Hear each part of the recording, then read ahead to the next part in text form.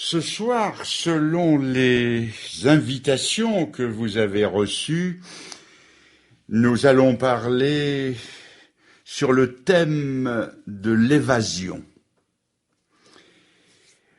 Ce titre est tiré d'une lettre dite aux Hébreux, lettre écrite voici bientôt 2000 ans et dans laquelle on peut lire, et je vous cite ce grand texte, « Comment échapperons-nous si nous négligeons un si grand salut ?»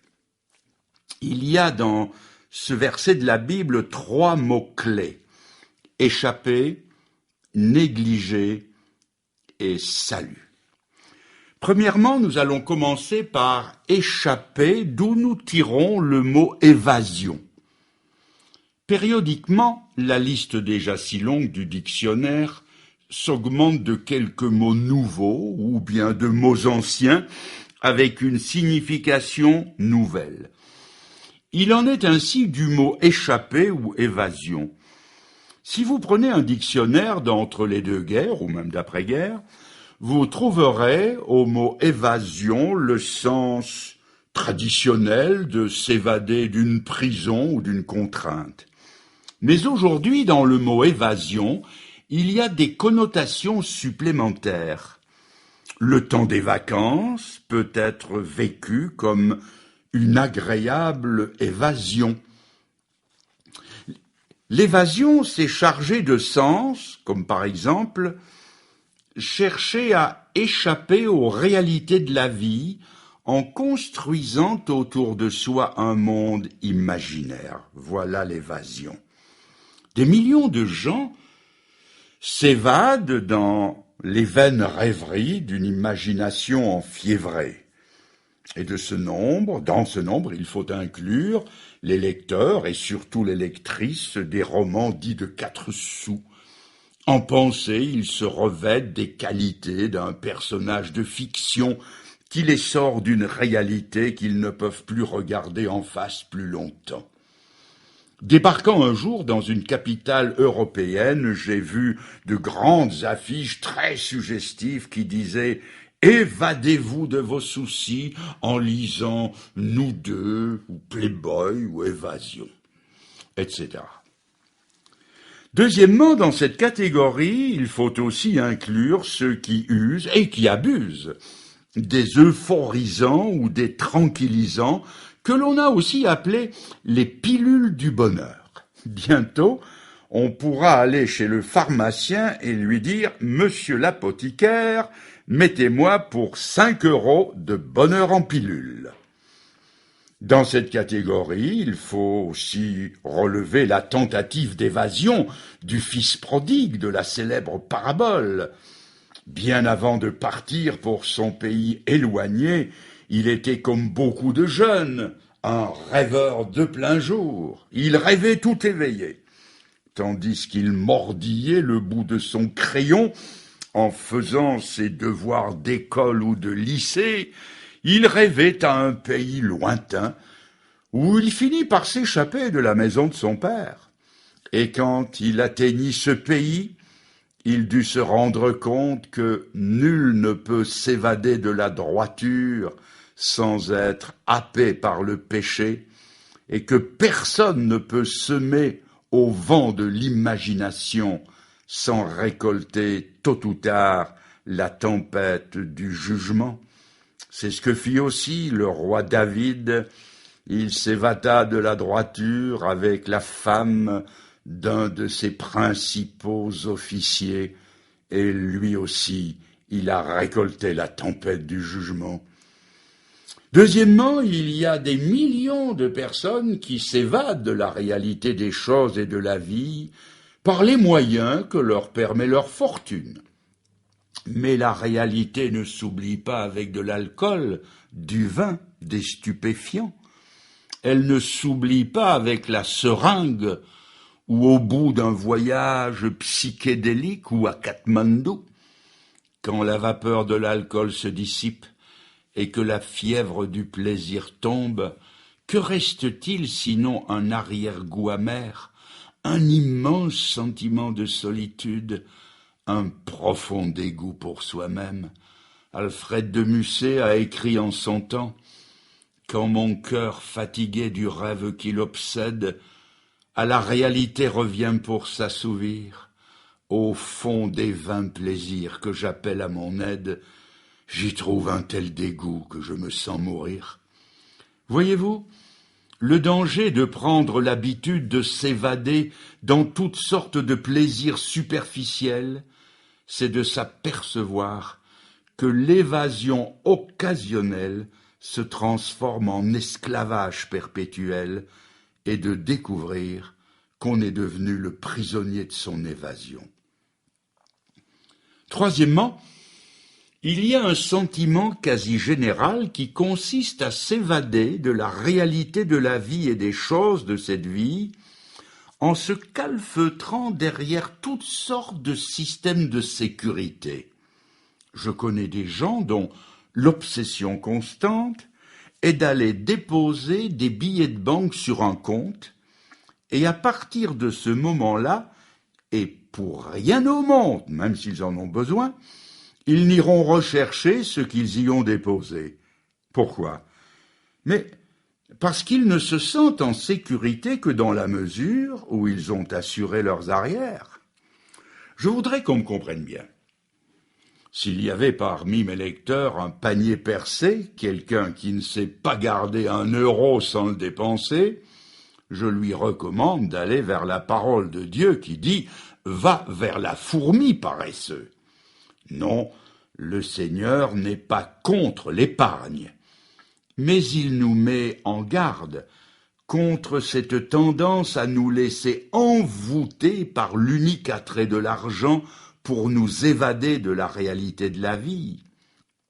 L'attrait de la fortune serait-il suffisant pour nous maintenir dans un perpétuel rêve bleu? L'un des hommes les plus riches du monde s'appelait Rockefeller. Beaucoup de gens l'enviaient quand ils le voyaient passer assis sur les coussins arrière de son immense limousine. Mais ce que l'on savait moins bien, c'est que cet homme qui ne connaissait pas l'immensité de sa fortune souffrait de maux d'estomac chroniques et qu'il disait parfois à son chauffeur « Je donnerais volontiers la moitié de ma fortune pour un bon estomac ».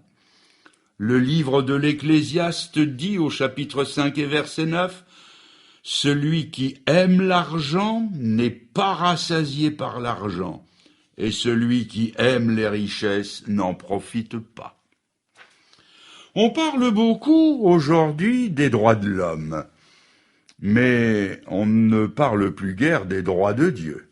Et pourtant Dieu a des droits sur nous, et beaucoup veulent échapper aux droits de Dieu par une attitude de suffisance.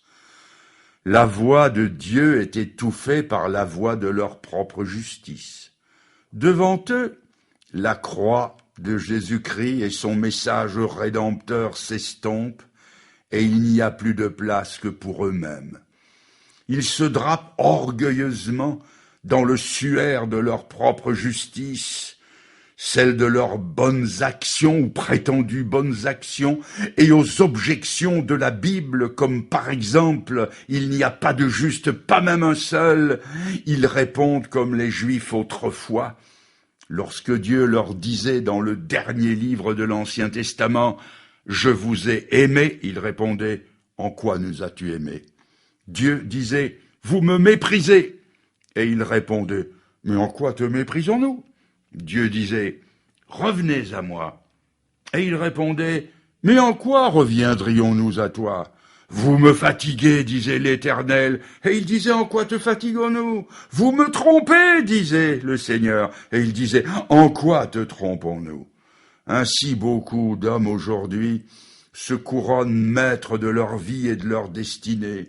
Ils se parent du titre de bon, d'aimable, de juste.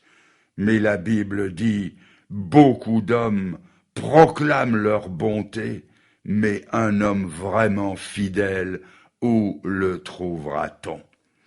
Non, il n'y a pas d'évasion dans la propre justice. Quatrièmement, beaucoup aujourd'hui tentent d'échapper au fait écrasant du péché en disant qu'ils n'ont pas de péché. ou s'ils doivent reconnaître que, quelque part, ils ont transgressé l'ordre de Dieu, ils essaient d'en minimiser les conséquences. Ils veulent s'évader des devoirs qu'ils n'ont pas envie d'accomplir, en disant que leur conscience ne leur reproche rien. Et si leur conscience leur fait d'éventuels reproches, ils essaient de se convaincre que s'il y a un ciel, ils y ont bien mérité d'y entrer. Mes amis, il n'y a pas d'évasion dans la suffisance. Le livre des Proverbes qui excelle en vérité percutante dit « As-tu vu un homme sage à ses propres yeux ? Il y a plus à espérer d'un insensé que de lui. » Laissez-moi vous illustrer cela. Il y a quelques années, ça fait sourire, il y a quelques années aux États-Unis, un jeune homme a été appelé sous les drapeaux pour faire son service militaire. Il s'appelait Bill, de son prénom. Et il avait ceci de particulier, c'est qu'il mesurait 2,20 m. Quand il est passé devant le sergent Fourier pour recevoir son uniforme, la veste la plus grande avait des manches qui lui arrivaient entre le coude et le poignet. Et le pantalon le plus long lui arrivait entre le genou et la cheville. Rien ne lui allait. Et Bill fut démobilisé avec cette mention extraordinaire. Il était trop grand pour l'armée américaine. Il y a des gens comme ça. Ils sont trop grands pour aller au ciel. Dieu va les démobiliser. Pensez-y. Ils sont tellement justes. Ils sont tellement bons. Ils sont tellement grands que le ciel n'est pas à leur mesure. Car dans le ciel, et tant pis si je vous choque, il n'y a pas de bons. Il n'y a pas de juste, pas un seul. Dans le ciel n'entreront que des coupables graciés par Dieu, des pécheurs, des Sauls de Tarse, des brigands, des Marie-Madeleine, mais qui un jour se sont frappés la poitrine, se sont reconnus pécheurs, des gens qui pourront chanter à l'agneau qui a été immolé et qui nous a lavés de nos péchés. Mais comment un propre juste pourrait-il jamais chanter ce chœur éternel? Au lieu de chanter gloire à l'agneau, il chanterait gloire à moi-même. Je suis au ciel parce que je le vaux bien. Non, il n'y a pas de juste dans le ciel. Et ceux qui s'estiment assez bons, assez grands, assez purs pour y entrer, n'y entreront jamais. On y entre par la porte étroite, par le chemin resserré, par la porte des brisés. On entre dans le ciel en se frappant la poitrine. Mea culpa, c'est-à-dire le coupable, c'est moi.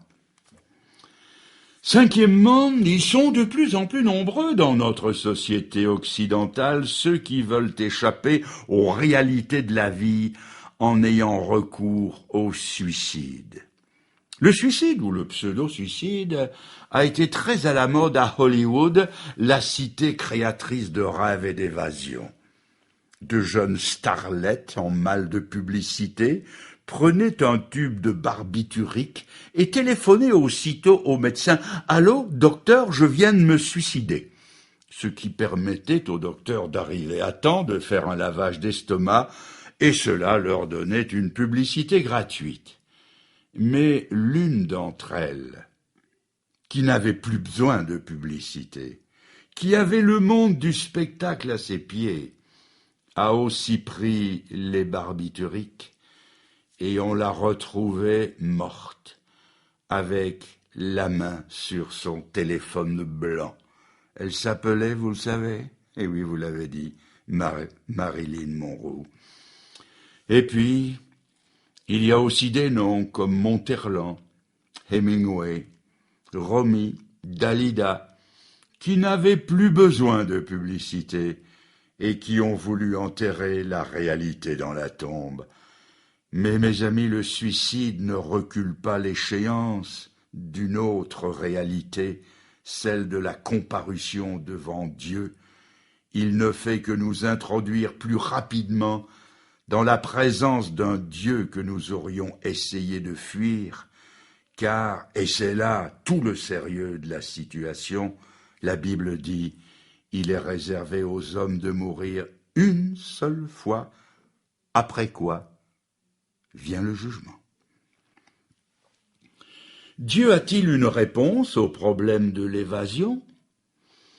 Dieu, je le précise, ne donne pas une réponse, mais la réponse. Et la réponse de Dieu à ce problème d'évasion, c'est l'Évangile, qui veut dire la bonne nouvelle. L'Évangile, ce n'est pas une fuite, ni une évasion. L'Évangile n'est pas l'opium des peuples, comme certains l'ont prétendu. Dieu ne propose pas d'évasion, d'opium aux réalités de la vie, de la mort et de l'éternité.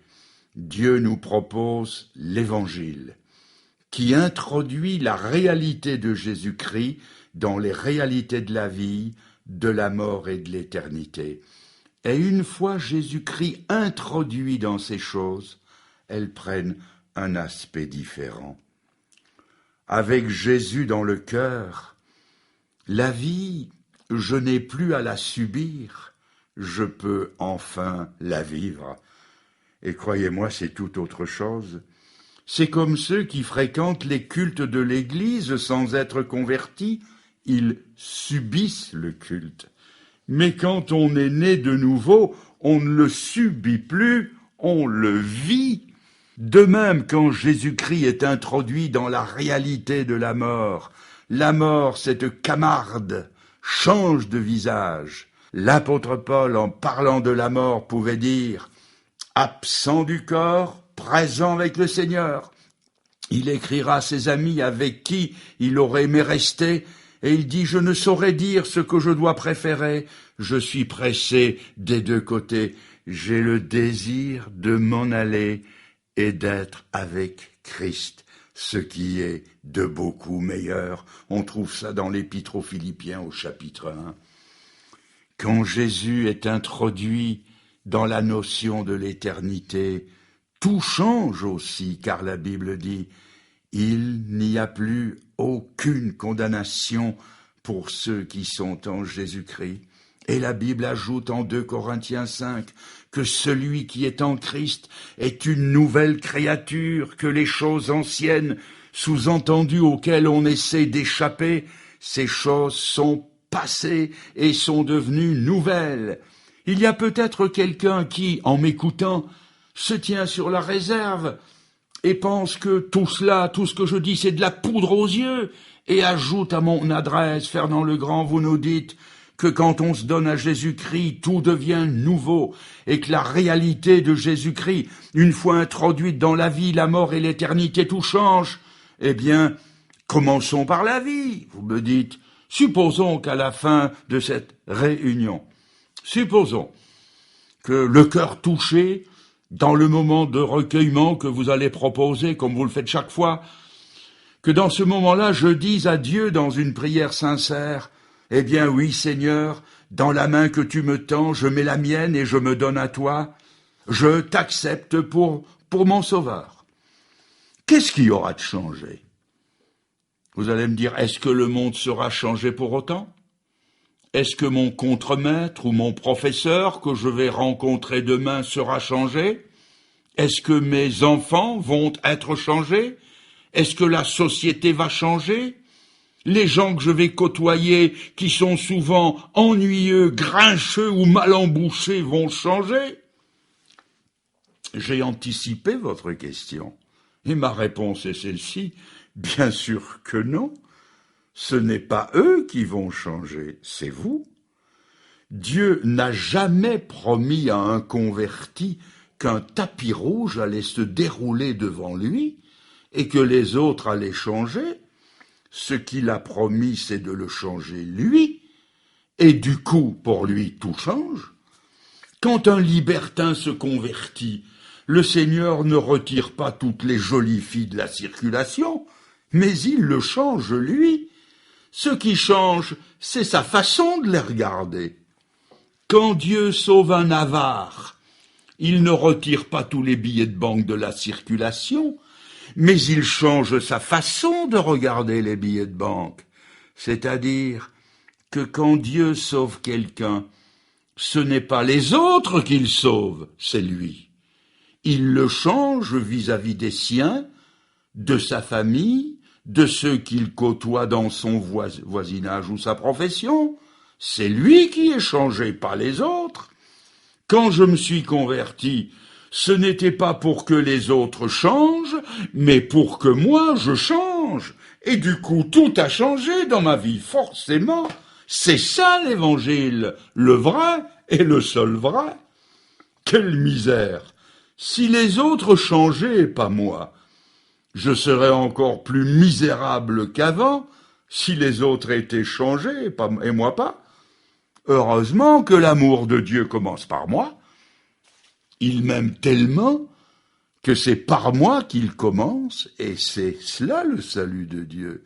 Ce salut qu'il nous offre introduit déjà le ciel dans la vie, il introduit le ciel dans la mort. C'est Étienne, le premier martyr chrétien, qui va mourir lapidé, et qui, juste avant d'avoir la tête écrasée par des pavés, voit le ciel ouvert, et Jésus debout à la droite de Dieu pour l'accueillir.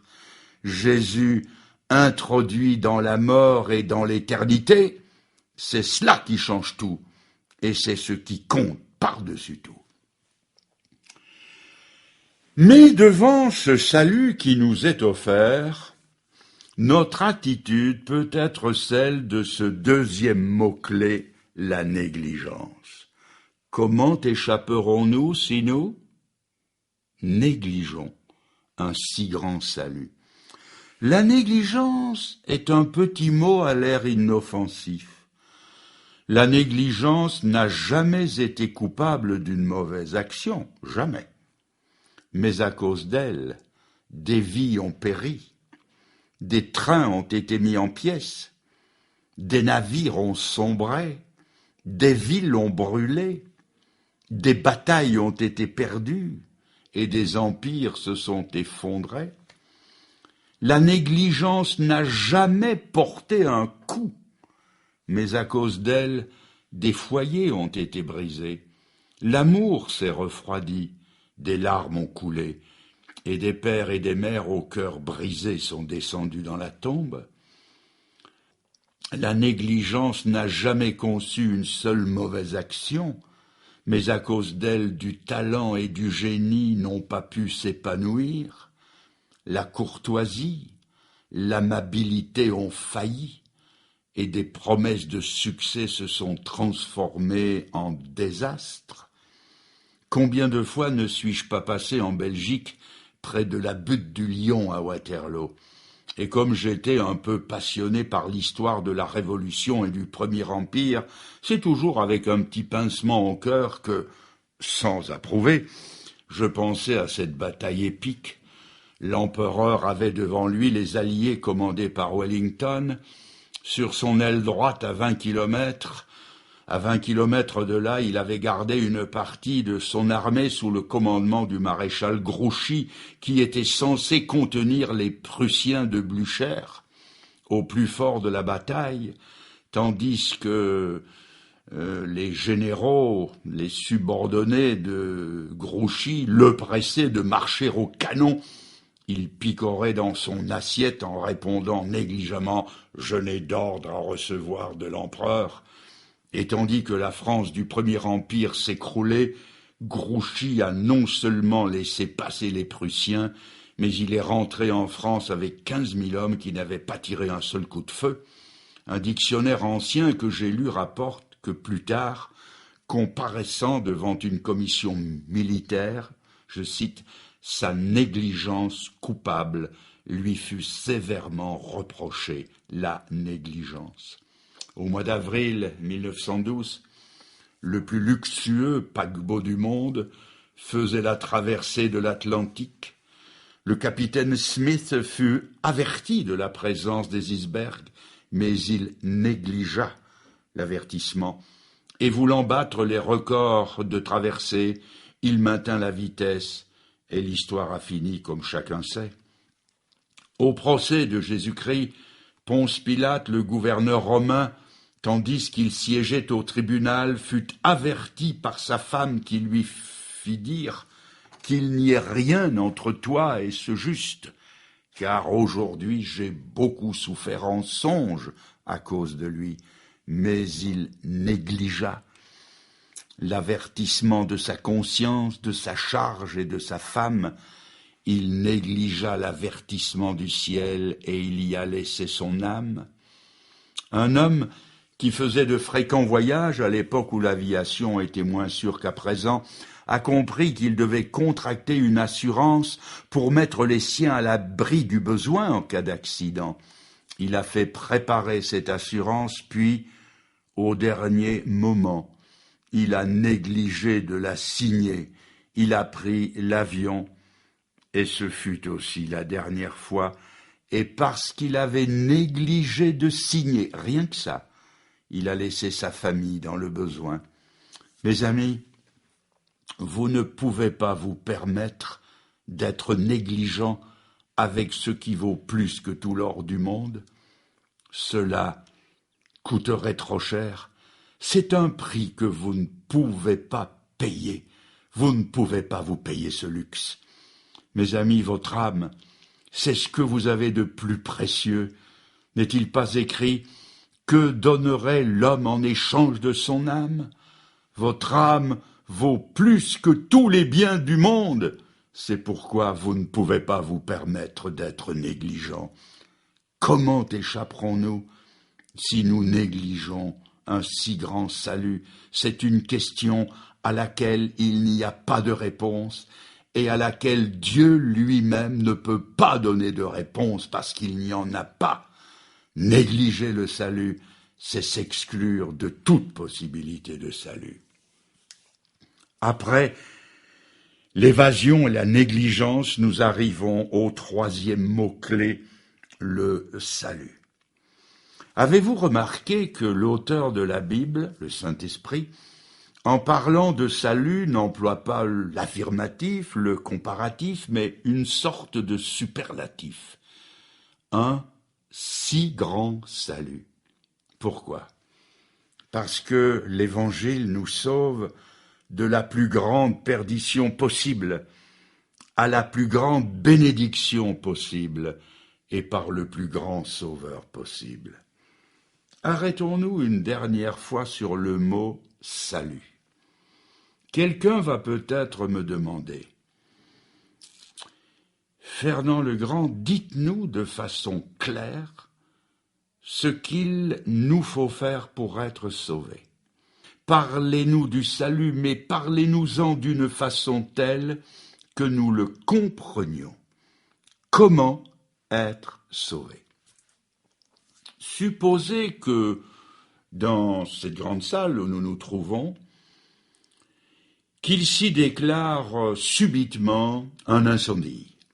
Un de ces grands incendies qui font la une des journaux et un grand nombre de victimes. Que faudrait-il faire pour être sauvé? Il faudrait faire 4 choses. La première, croire que vous êtes perdu si vous restez dans le bâtiment. Et ça, vous le croirez d'autant plus vite que vous aurez plus chaud. Mais encore faut-il le croire. Or, dans le domaine de l'âme, tout le monde ne le croit pas. Si on reste dans l'état où l'on est, si on ne se convertit pas, si on ne naît pas de nouveau, si on partage les faux plaisirs et les péchés du monde, on va périr avec le monde et subir la condamnation qui, immanquablement, va tomber sur le monde. Est-ce que vous le croyez? Tout est là. C'est le premier point. C'est de croire que si vous restez dans l'état où vous êtes, si vous continuez à vivre comme vous avez toujours vécu, vous êtes perdu. La deuxième chose à faire pour échapper au feu, c'est de croire que la porte de secours qui est là au bout est la seule issue et qu'il n'y en a pas d'autre. Pour être sauvé, il faut croire qu'il n'y a pas d'autre issue de secours que Jésus-Christ. Et c'est clairement dit. Il n'y a de salut, dit l'apôtre Pierre, il n'y a de salut en aucun autre, car sous le ciel il ne nous a été donné aucun autre nom par lequel nous puissions être sauvés. Je suis le chemin, la vérité et la vie, nul ne vient au Père que par moi, dit Jésus. Dieu nous a donné un sauveur qui a dit « Je suis la porte ». Croyez-vous ce deuxième point? Mais croire que Jésus est la porte de sortie vers le salut, cela ne sauve pas encore. Vous pouvez croire ces deux choses, que si vous restez et que si Jésus est la porte, vous pouvez croire ces deux choses et périr.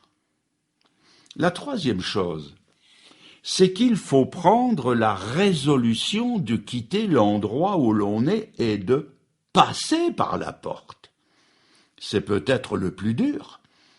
Quitter le monde du péché et faire comme le fils prodigue. Il a dû prendre sa résolution intérieure, quitter ses cochons, et je ne plaisante pas. Il y a beaucoup de cochons à quitter dans le monde, ne serait-ce que la pornographie si répandue aujourd'hui. Personnellement, j'ai dit comme Job, j'ai fait un pacte avec mes yeux. Je l'ai fait, ce pacte, parce qu'il faut quitter ces cochonneries-là, comme aussi l'horoscope, la mauvaise langue, les mauvais sentiments, le fichu caractère, et j'en passe. Ce qu'il faut faire, c'est prendre cette résolution comme le fils prodigue qui a dit « Je me lèverai et j'irai vers mon père et je lui dirai « Père, j'ai péché contre le ciel et contre toi ». Mais surtout, il y a une chose à ne pas faire, c'est de prendre la résolution de se lever et de rester assis. J'ai connu un homme qui est venu me trouver à l'issue d'une des réunions comme celle-ci, c'était un pauvre ivrogne, qui s'est mis à pleurer sur son péché, sur son passé, il s'est mis à gémir, puis à crier à tue-tête vers le ciel. De ma vie, je n'ai jamais été témoin d'une pareille repentance, en tout cas aussi tonitruante, mais 5 minutes après, il était attablé en face de son cochon favori, l'alcool. C'est-à-dire qu'il avait dit « je me lèverai », mais il est resté bien assis. Et la quatrième chose à faire pour être sauvé, c'est de passer par la porte, c'est de passer par la conversion, c'est d'accepter Jésus-Christ comme son sauveur personnel. Et ces 4 choses, vous pouvez les faire en un instant, en cet instant. Il n'en a pas fallu plus au brigand crucifié à côté de Jésus. Déjà cet homme sentait la morsure des flammes de l'enfer lui lécher l'âme, et à 2 doigts de tomber dans l'abîme dont on ne sort plus, il a crié « Souviens-toi de moi quand tu viendras dans ton règne ». Et à l'instant, son salut éternel était scellé par le grand acquittement. Aujourd'hui, tu seras avec moi dans le paradis. Le salut, c'est comme le mariage. C'est une grande affaire, le mariage. Mais combien de temps faut-il pour être marié? 1 seconde. Il suffit de dire, mais de dire oui. Et le salut, c'est ça. C'est de lui dire, au Seigneur, de lui dire oui. Le salut, c'est selon la Bible, le mariage, l'union de notre âme avec celle de Jésus-Christ. Il devient alors notre époux, notre fiancé. C'est écrit là, textuellement dans 2 Corinthiens 11. Le fiancé à qui l'on dit « Oui, Seigneur, c'est envers toi que je m'engage pour que tu deviennes mon sauveur et mon Seigneur. » Or, justement, ce « oui » qui sauve, beaucoup ne l'ont pas encore dit. Et ceci me rappelle une histoire que j'ai plusieurs fois racontée. Vous m'excuserez si vous l'avez déjà entendue, mais elle me paraît tellement complète. Pourtant, c'est une histoire abracadabrante, mais vraie, qui s'est passée en Angleterre. 2 fiancés sont allés devant les autorités pour se marier. La question rituelle a été posée au marié. Voulez-vous prendre comme épouse mademoiselle X? Ce à quoi il a répondu par l'affirmative. Puis la question a été posée à la demoiselle. Voulez-vous prendre pour époux monsieur Mr. X? Et elle n'a pas répondu. L'officier d'état civil, croyant qu'elle n'avait pas compris, a répété la question. Mais elle n'a pas répondu. Il a insisté une troisième fois en lui soufflant. Dites oui. Mais elle n'a rien répondu. Elle n'a pas dit oui. Et la cérémonie a dû être annulée. Les invités confus sont rentrés chez eux. Des journalistes sont venus trouver la jeune fille et lui ont posé la question « Mais pourquoi n'avez-vous pas dit oui ?» Et savez-vous ce qu'elle a répondu? Elle a répondu « Mais je n'ai pas dit non. » Elle n'avait pas dit non. Mais c'était comme si elle avait dit non. Et cela, c'est peut-être votre cas.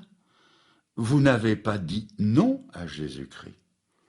Bien sûr que vous n'êtes pas des mécréants, ni des athées, ni des malfrats. Vous n'irez jamais en prison. Et c'est peut-être même avec un certain plaisir que vous êtes venu ici ce soir.